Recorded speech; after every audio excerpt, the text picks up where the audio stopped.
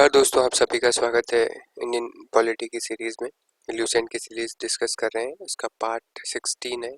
15 video पहले upload किए जा चुके हैं। आज का टॉपिक है मौलिक अधिकार। मौलिक अधिकार थोड़ा बड़ा टॉपिक है, 2 से 3 वीडियो में कवर हो जाएगा। हर एक वीडियो में 15 क्वेश्चन होंगे। पहला क्वेश्चन है आज का, भारत के संविधान का भाग जो आता है वो 3 किससे संबंधित है? तो 3 किससे संबंधित है? मूल अधिकारों से संबंधित है।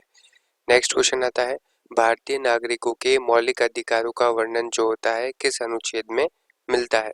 तो ये अनुच्छेद नंबर 12 से 35 में मौलिक अधिकारों का वर्णन मिलता है। नेक्स्ट क्वेश्चन है, डॉक्टर भीमराव अंबेडकर ने भारतीय संविधान के किस भाग को सर्वाधिक अलौकिक भाग कहा था? तो भाग 3 मौलिक अधिकारों को कहा था। मूल अधिकार मूल कहलाते हैं क्योंकि वे मानव के प्राकृतिक और अप्रतिदेय अधिकार हैं। ठीक है। नेक्स्ट क्वेश्चन आता है, भारतीय संविधान के भाग 3 में कुल कितने अनुच्छेदों में मूल अधिकारों का वर्णन है? कितने मूल अधिकारों का वर्णन है? 24। भारतीय संविधान द्वारा भारतीय नागरिकों को कुल कितने मौलिक अधिकार प्रदान किए गए थे? तो स्टार्टिंग में कितने अधिकार प्रदान किए गए थे? 7।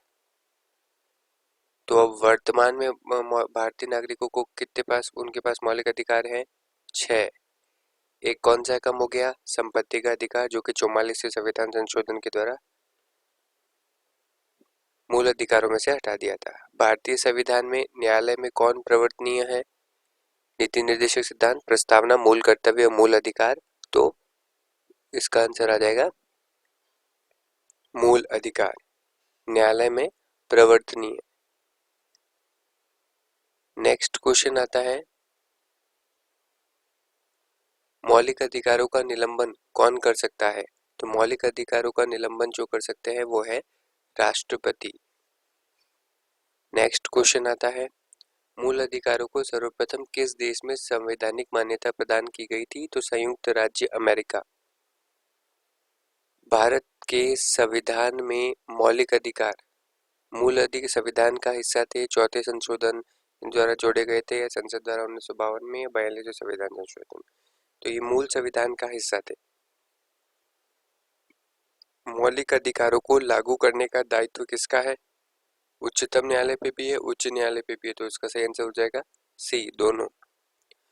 मौलिक अधिकारों के बारे में सुनवाई का अधिकार निम्नलिखित में से किसे प्रदान किया गया है? तो ये सर्वोच्च न्यायालय को।